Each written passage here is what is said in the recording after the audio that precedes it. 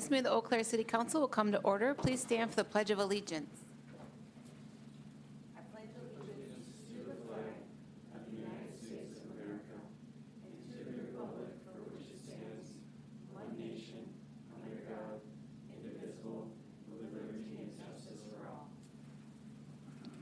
City Clerk, please call the roll.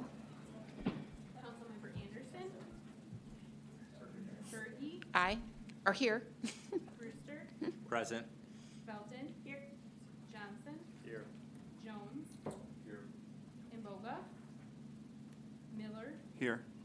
Schoen. Here. Serrano. Here. Worthman. Here. Great, thank you, and welcome everyone to the Tuesday, April 8th meeting of the Eau Claire City Council. Just a few reminders for city council members to use their microphones and talk into the microphones so people can hear us in the back and at home. And then each speaker will get up to 2 times per question to speak, each council member. And then City Manager Hirsch wanted me to remind you all that the slides are on the calendar. Correct, City Manager Hirsch? Okay, so if you're watching from home, you can go to the calendar and you can see the slides that we see here. So, first up tonight is our consent agenda. If people are here for the consent agenda, just so you're aware that we vote on this with 1 vote. So unless something is pulled out and when the consent agenda is passed, you are good to go and you are free to leave. With that, do council members have any question regarding the consent agenda or wish to remove anything for separate consideration? Okay, seeing none. Then on a motion by Councilmember Serrano, second by Councilmember Worthman, the consent agenda has been moved. Any discussion? Okay, seeing none. City Clerk, please call the roll. Councilmember Berge. Aye. Brewster. Aye. Belton. Aye. Johnson. Aye. Jones. Imboga. Miller. Aye. Schoen. Aye. Serrano. Aye. Worthman. Aye. Thank you. The consent agenda passes unanimously. We have one proclamation tonight, National 911 Telecommuter Week. And we have, just a second. Greg Rosno, right? Yes. Sorry, I should have had that written out. So Greg will join me at the podium. I'll read it and then hand it over to you. So whereas this year marks the 57th anniversary of the first 911 call made on February 16th, 1968, which means that over for half a century, 911 has been the gateway between the public and emergency help. And whereas emergencies can occur at any time that require police, fire, or emergency medical services, and when an emergency occurs, the prompt response of police officers, firefighters, and paramedics is critical to the protection of life and preservation of property. And whereas public safety telecommuters are the first point of contact for those experiencing a crisis, dispatchers are able to bring calm to chaotic situations, de-escalate tense situations, and may even provide immediate life-saving instructions to callers. And whereas the safety of our police officers and firefighters is dependent upon the quality and accuracy of information obtained from citizens who telephone the Emergency Communications Center, and the public safety telecommunicators are the first critical contact our citizens have with emergency services. And whereas public safety telecommunicators are a vital link for our police officers and firefighters by monitoring their activities by radio, providing them with information, and ensuring their safety, each dispatcher exhibits compassion, understanding, and professionalism during the performance of their job. Now therefore, I, Emily Berge, President of the Eau Claire City Council, on behalf of the entire City Council, do proclaim April 13th to the 19th, 2025 as National 911 Telecommunicator Week in the City of Eau Claire, and urge everyone to honor their important role in emergency response and celebrate our dedicated telecommunicators. There you go. Thank you, Greg. Thank you. Thank you.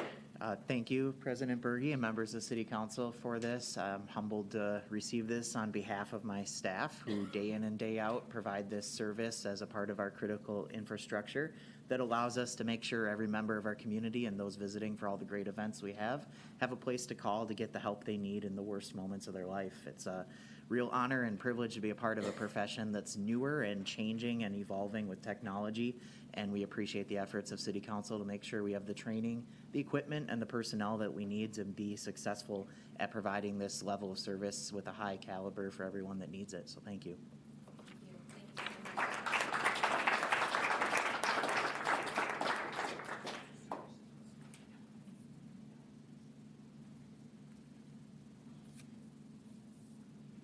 All right, on to our business agenda now. So first up is a budget adjustment, item number 12. This is a resolution authorizing 2024 year-end budget adjustments, 2024 to 2025 year-end budget carryovers, and 2025 first quarter budget adjustments. And we do need 8 affirmative votes because this is a budget item. So we have Mr. Lee.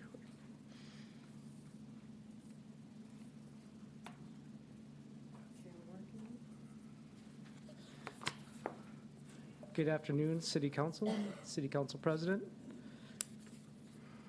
Good afternoon. Let's see. Can we be 2 for 2?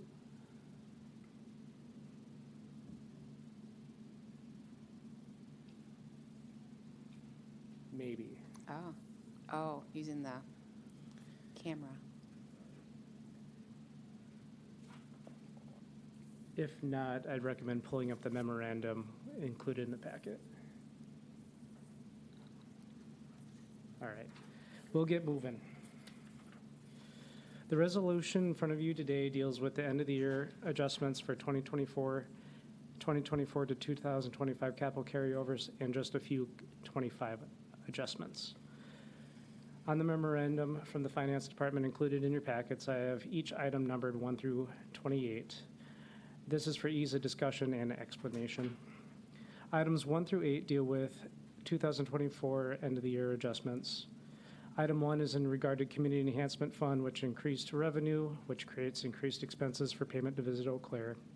Items 2, 3, 5, 6, 7, and 8 all have increased expenses in their respective funds and will be using fund balances to cover the overages. Item 4 is an increase in the transit for payroll and operating increases, which can be offset by an increase in operating revenue. Item 9 is a 2024 budget adjustment for Economic Development Fund for increased professional services costs. The offset is a transfer from defederalized loan money from 2021. Item 10 is for end of the year loan carryover related to City Revolving Loan Fund, the Low Barrier Loan Fund, and the EDA Loan Fund. Items 11 through 23 are capital projects to be carried over.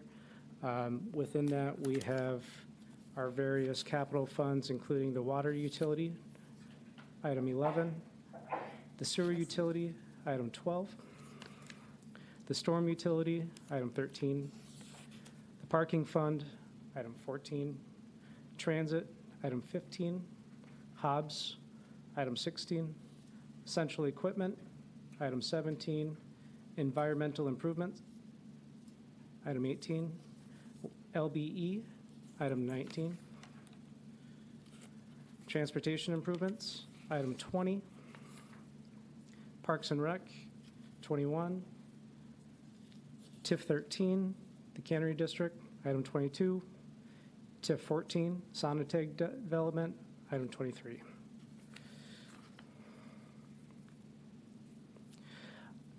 Items 24 through 28 are 2025 budget amendments for the following.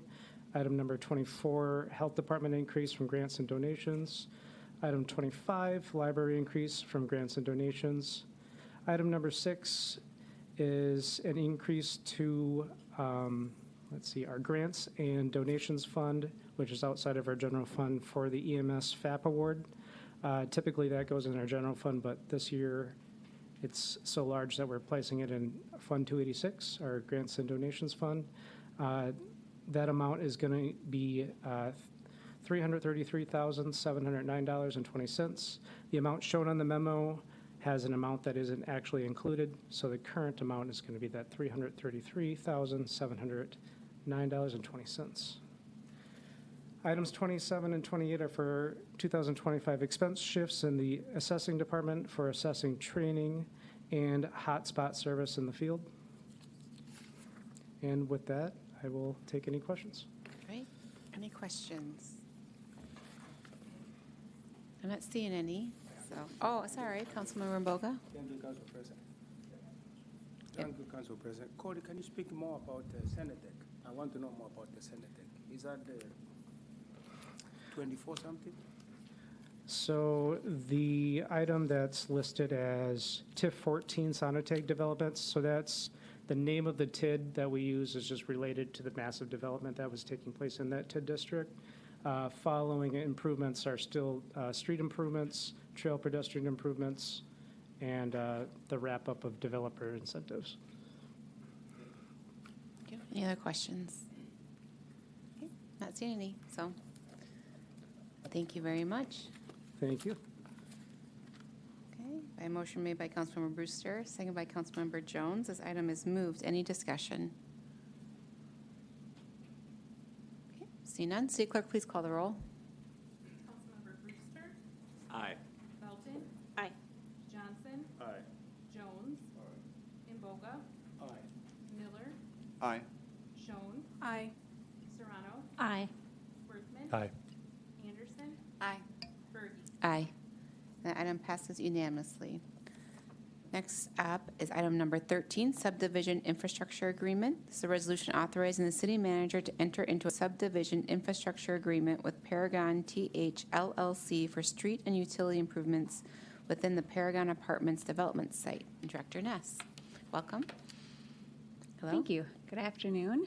I'm recycling a couple of maps that were at our Plan Commission. Just to give you orientation of where we're looking at, it's number 5 on the map on the left, a little more zoomed in area. It's a crosshatched area outlined in the yellow on this slide. And we are located just west of 53, south of I-94 in TID 17 area. And the CSM that was adopted prior, this is related to the CSM that was presented at that Plan Commission meeting.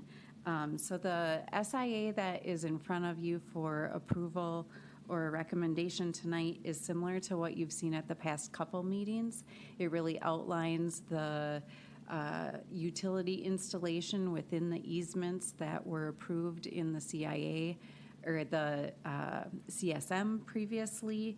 It's an agreement between the city and the developer that defines the utilities within that area that will be installed and the parameters that they need to be installed in. On the right-hand side of the screen, on this slide, it shows that there will be sidewalk installed along Old Town Hall Road with a future project that will be completed within the TID district. The developer would be responsible for installing sidewalk along Bourbon Street, just to the property line that is kind of cornered off there. The other sidewalk connection will be completed within a different development agreement. All of the internal connectivity is covered with a site plan, so that's not included in this agreement, but the utilities are within the utility easement. The outlot number 1 is a stormwater retention detention area, and trail connection would be completed within that area. But then the roadways internal to this property will be private, so they will not be public or us maintaining them. So that's the need for the utility easement within this area for us to be able to install, or the developer will install, and then we will take over the utilities after they are constructed. Related to the Old Town Hall Road sidewalk and improvement, that is a little further out in the TID schedule. So We're looking at construction late 26 or in the 27 timeframe for that to move forward. Related to the SIA, I can take any questions if there are any. Thank you, Director Ness. Any questions? Okay, not seeing any. Okay, thank you. And by a motion made by Councilmember Schoen, second by Councilmember Felton. This item is moved. Any discussion? Okay, seeing none. City Clerk, please call the roll. Councilmember Felton, Aye. Johnson, Aye. Jones, Imboga, Aye. Miller, Aye. Schoen, Aye. Serrano, Aye. Worthman, Aye. Anderson, Aye. Berge, Aye. Brewster. Aye. The item passes unanimously. Next up, item 14 is the intergovernmental cooperative agreement. This is a resolution approving an intergovernmental cooperative agreement between the City of Eau Claire and the City of Altoona for Otter Road, Vernon Street, and Pleasant Street utility replacement and road improvements. So Director Ness is back. Good afternoon again. This is an agreement proposed with the City of Altoona. Just to provide a little bit of orientation on this location, it's 3 streets located north of US Highway 12, east of Hastings Way, west of US Highway 53. And I'm going to zoom in a little bit. This is a little blurry, but this area is kind of not very straight defined lines between the jurisdictions. So Pleasant Street is maintained by the City of Altoona. Vernon Street is a combination between the City of Eau Claire and Altoona. And then Otter Road is also, both of the jurisdictions maintain the roadway. The intergovernmental agreement is for street improvement and utility improvement project that the City of Altoona would put together and bid out to the contractor. They would have the main oversight of the project, but the City of Eau Claire would do the design of the utilities for sanitary and storm and water. We would provide that design information to be included in the design plans that the City of Altoona will bid out. And then we would provide survey and inspection related to the water and sanitary utility installation. The agreement also defines the costs and how those would be split between the 2 jurisdictions. We're happy to coordinate with the City of Altoona on this. It's a project where the streets are in a pretty poor condition. They are in need of replacement, and it's a good time to address our utilities at the same time. So if there's any questions related to the agreement, I could take those.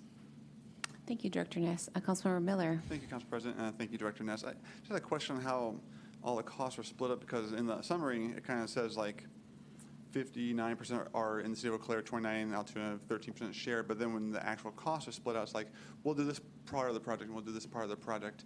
And that might have benefits, having one project that's being done by one organization, but do you think those distribution of projects also adequately distributes the costs based on the percentage within each of the communities? Yes, so the city is taking on the costs related to the utilities, specifically the sanitary and the water. And those utilities are utilities that we run and we service the parcels within Altoona. So we're taking those costs, and then the storm utility costs are being split equally between the 2 entities, where the street is being ratioed off based on the ownership or the maintenance of the jurisdiction. So I think they do represent each of the different pots properly. Okay, thank you. Great, thank you. I don't see any other questions, Director Ness, so thanks. Okay, thank you. Okay, by motion made by Vice President Anderson, second by Councilmember Mboga, this item is moved. Any discussion? Okay, seeing none, City Clerk, please call the roll.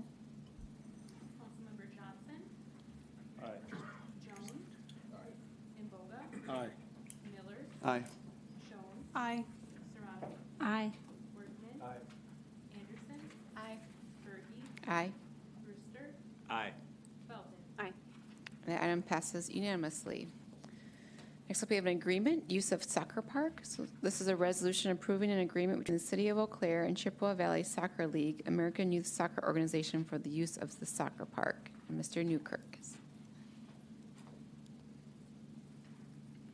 Hello, good afternoon.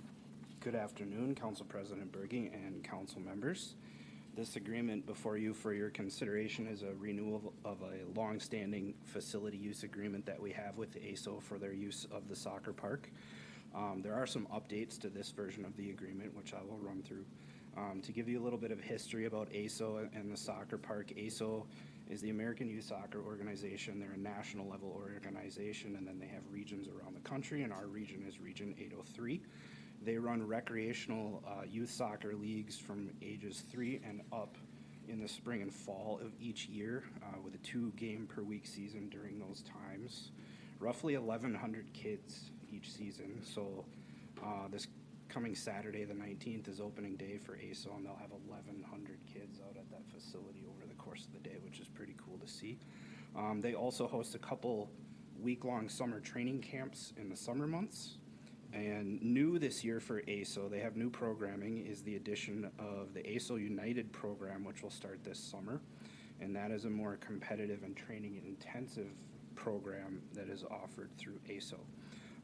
Also new for this year's agreement, a slight adjustment from last year's agreement, is that ASO will be running the concession stand at the soccer park for the entirety of the year.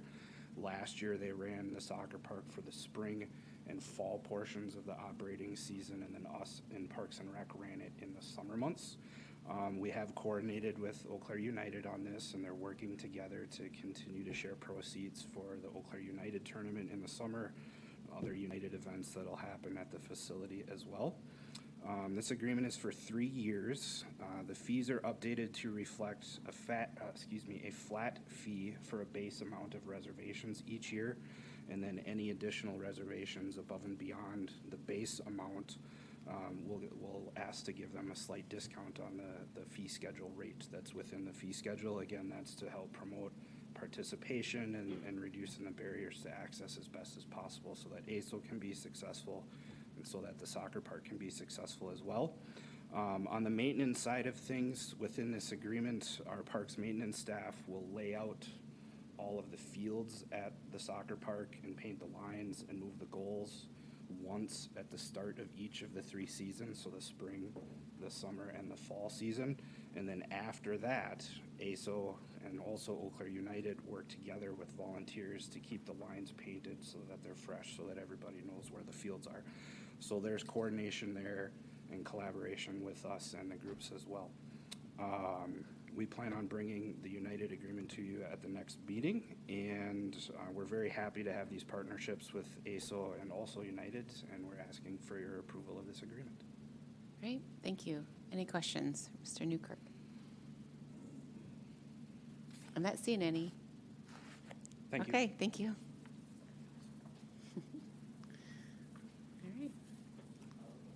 All right. Yeah, we're waiting. Yes. All right, so by a motion made by Councilmember Johnson, second by Councilmember Miller, this item is moved. Any discussion? Councilmember Mboga. I want to make a comment. Thank you, Council President. I want to thank Patrick and Ashley. I can see Ashley there. What you have done to the community for so many years is, I cannot thank you enough. Like me, you have seen me there playing soccer with the young kids. Nothing melts me as somebody who likes sports. And I see kids from all stripes, people from all ages, people from all backgrounds come together, just play what's called the beautiful game, soccer. That's how they call it, beautiful game. And we have the soccer park. Without you guys, the soccer park will not be there. So the money you give the city, that's the money they use to maintain the soccer park. And the people are recreational, like people are who were not born in America. The best sport we know is soccer. So we spend hours and hours. You have seen us, you can forge for me that. You have seen us, we spend a lot of hours playing soccer there. And we thank you enough, I cannot thank you enough, because without you, I don't think that soccer park will be there. So thank you for what you guys do to our children, the future leaders. That's what I would say. And Patrick, keep up what you're doing, man. Thank you so much. Thank you, Councilmember Boga. Any other comments?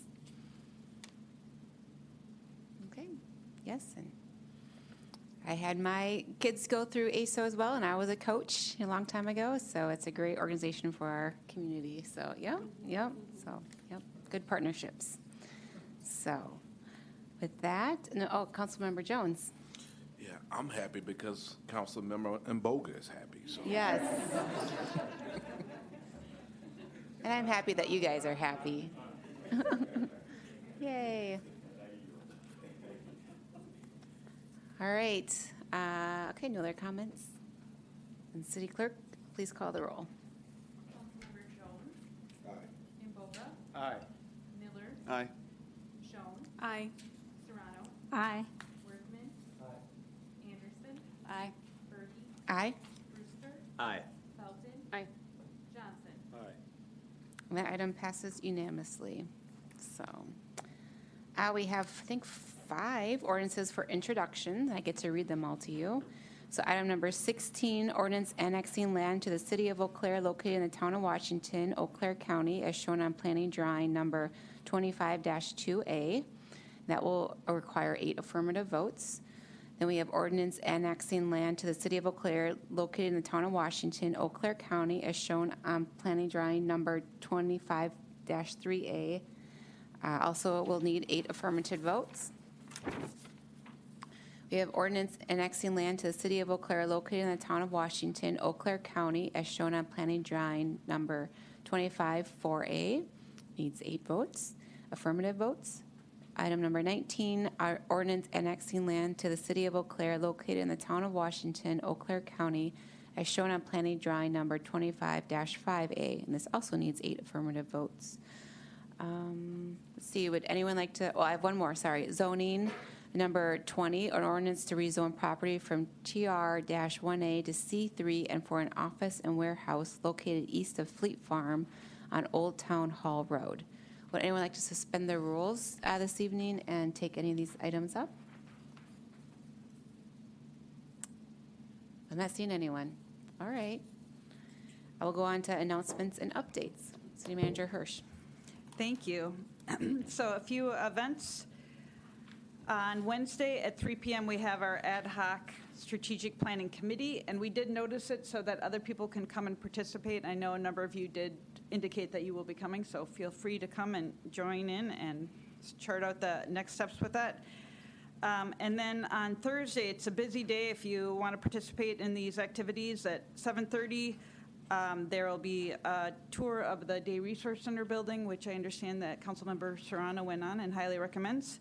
At noon, we're talking about parking with Deputy City Manager Solberg.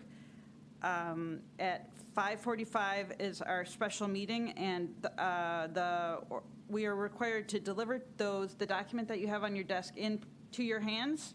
So make sure you have all of that. That's required by law.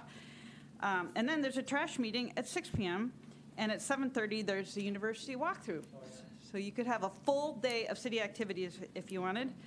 On April 15th at 4 p.m. is our first meeting of the new council with our 2 new members, our organizational meeting. And then after that, we'll be celebrating at Menominee Market, including celebrating our departing, retiring members, council members Felton and Jones. And then the president can correct me if I'm wrong, but I believe on April 22nd, our 2 retiring members come back and we share our appreciation and perhaps a plaque with them. And so make sure you guys are available to come and do that. And all of you prepare your remarks. Unless you want to do belt buckles or something. We will be strategizing as to the best. You can provide suggestions if you like. Trophy. Yeah, trophy. Also, we will be planning to order business cards for the new council members if they request them. And you all, your email address has changed, so I'll be following up with you to ask if you want new business cards.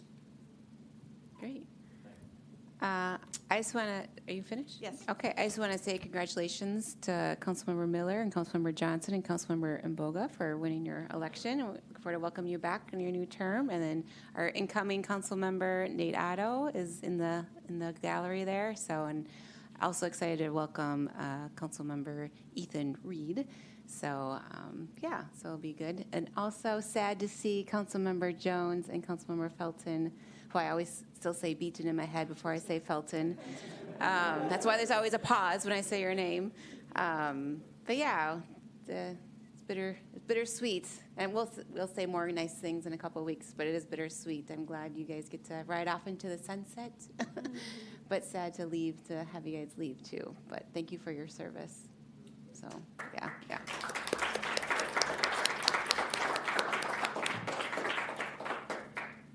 Okay, anyone else?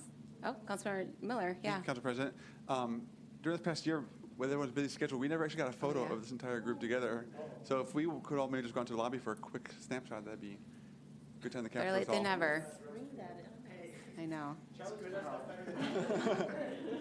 52 weeks of 26 weeks, and we didn't manage I till know. now. We tried several weeks. We tried. And, okay, we'll do that. Okay. All right. Anything else? Only in our hearts, yeah. Okay. All right. Well, this meeting is adjourned. Thanks, everyone.